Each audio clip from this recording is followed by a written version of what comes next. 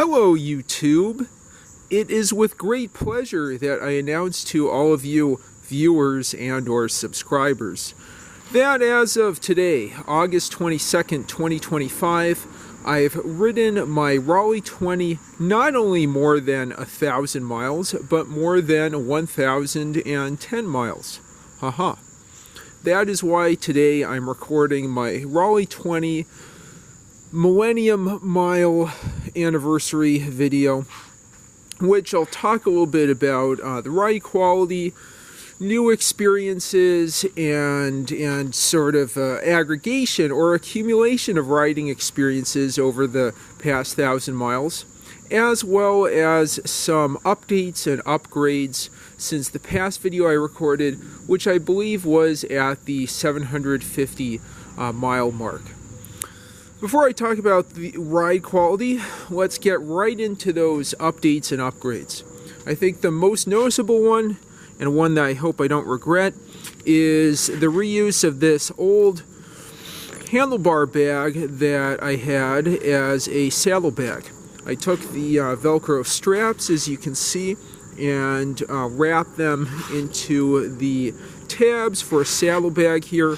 I'm planning to hold a little socket set and maybe a spare tube or some other parts here, just as you would do with a saddlebag on a 20 or, a smaller saddlebag that you'd see on a road bike. That's one change to the rear of the bike, but there's several others here that, like the saddlebag, are examples of kind of kooky, creative in a good and bad way, adaptive reuse. You can see that I've not only added a bottle cage to the super long seat post, but I've also put one of the Toe Peak pocket rocket pumps that I bought from my friend Randy Ambergi in Rockville to that bottle cage. I had this bottle cage on another bike. I think I had on my Strida Mark 1. Because of the Strida Mark 1's historic status, it's a historic vehicle. Maybe I should get a historic vehicle license plate for it.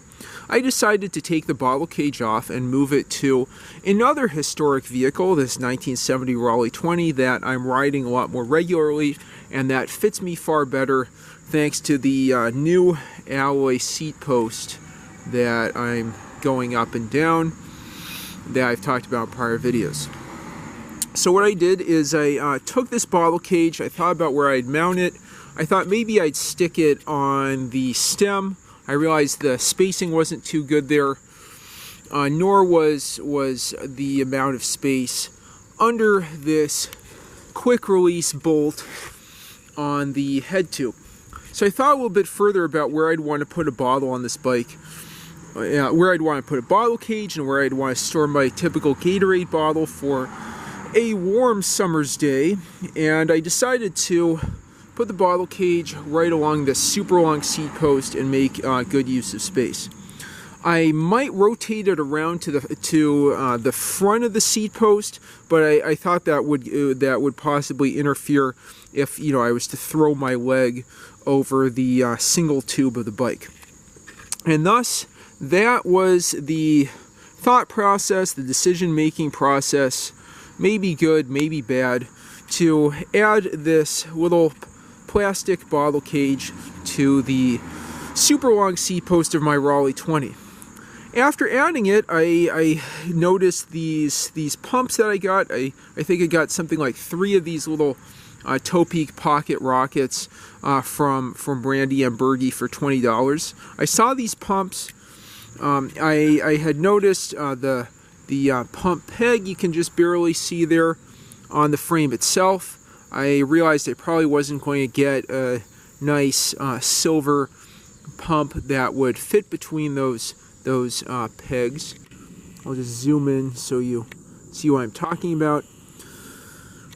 So I decided that I'd stick one of these, cute little Toe Peak dual action pumps on the bottle cage itself, and again, try to use space as efficiently as possible.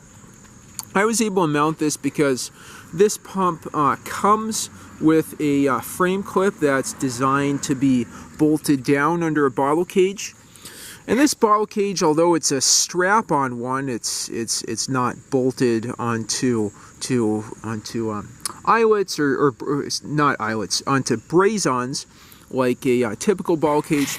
Still has a couple of bolts, I believe M5 or M6. So I went ahead and took those bolts out and reassembled the bottle cage with the frame pump holding bracket under the bottle cage in this arrangement there.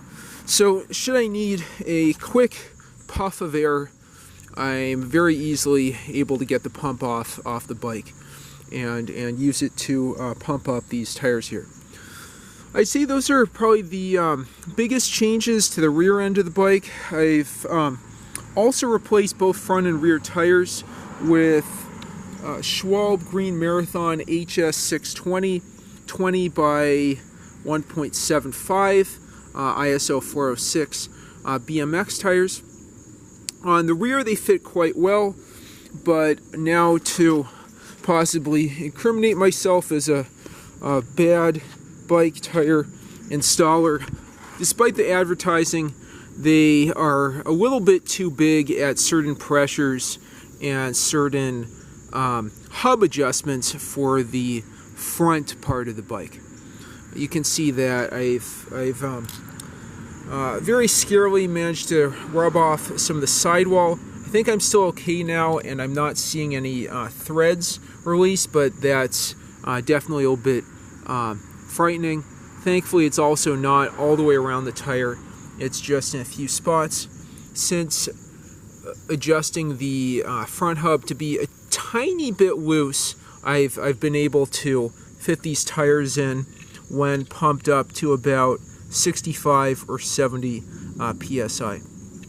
In the future, I'll probably aim to get a 20 by 1.5 tire. I have to think really quick. That's, I think, 37. Oh wow, numbers. 38, I think.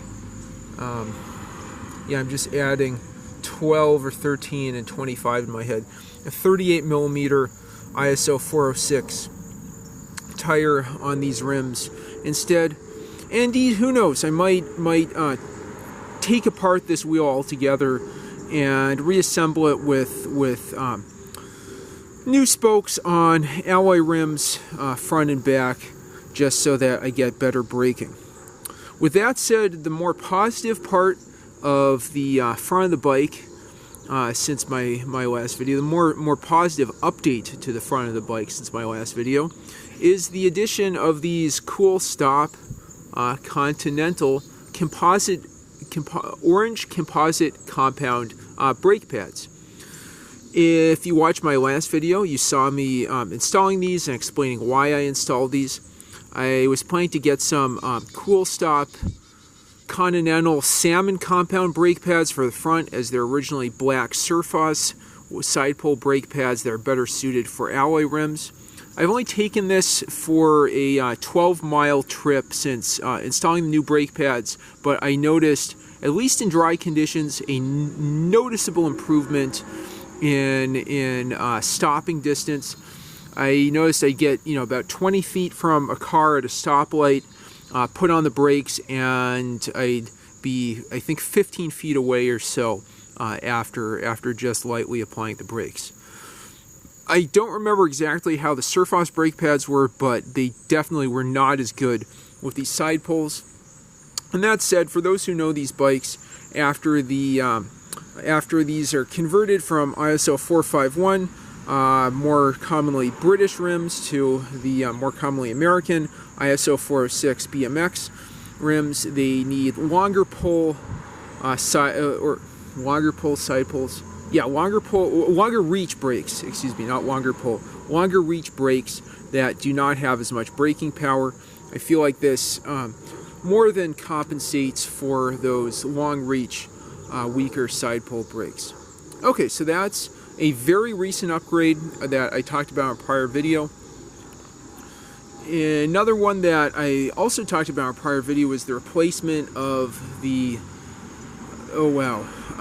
stem clamp bolt with a seat post quick release bolt.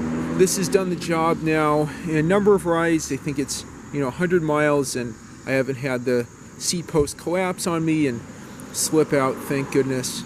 I'd be in big trouble if I did. Just to show you what that bolt would typically look like, if you haven't seen that video, the original adjustable bolt, original bolt to tighten down the stem clamp would look like this and have this long handle, so you can twist it down to the appropriate tightness. I guess besides that, there haven't really been any changes to the handlebars, the cockpit of the bike. I think I did add a second wraparound light that runs off CR2032 button cell batteries. But really, I think those are the major changes since my last video. Now to talk about ride quality, I have seen ride quality change for better and worse. I think there have been some issues with the seat slipping on this older open top seat post seat clamp. So I've tightened that and made sure to adjust the seat so it's approximately flat. Also recently I lowered the seat maybe half an inch or so, and that really helped with more recent ride quality. I think I had overcompensated by raising the seat post too high, because I think possibly because the seat itself was tilted downward, so I had lower net height. After adjusting it back, I felt a lot of strain in my legs on the outside more than the inside and in my calves. So I lowered the seat post down about half an inch, and in my past couple rides it's felt really, really good.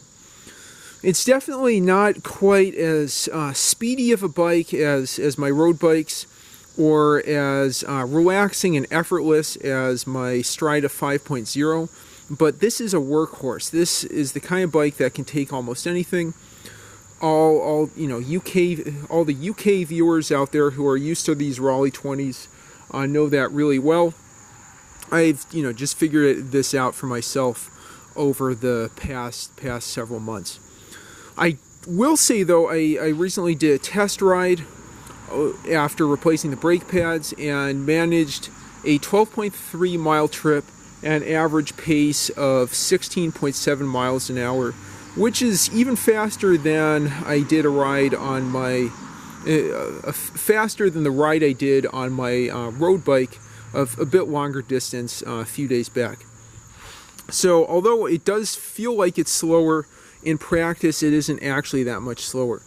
That made me remember one more bit of restoration I've done, which was to repack the front hub while I was replacing the tires with fresh waterproof grease. Definitely that alone had a pretty significant performance boost and meant the front wheel didn't feel like it was rattling, I guess is the good word. It didn't feel so loose. It felt like it was spinning a lot more smoothly and keeping momentum, whereas it felt like it was losing some momentum previously. After opening up the front hub, I noticed that one side had basically no grease at all, and some little bit of rust on the bearings and races. So that's also been a big improvement just in the past 100 miles or so. Okay, with that, I wrap up my Millennium update on the Raleigh 20. I look forward to an update possibly in another Millennium, maybe in another 500 miles. If you have any thoughts, comments, questions, or suggestions, please leave them in the comments down below. And if you like what you see, please like and subscribe as always. Thanks for watching and have a great one.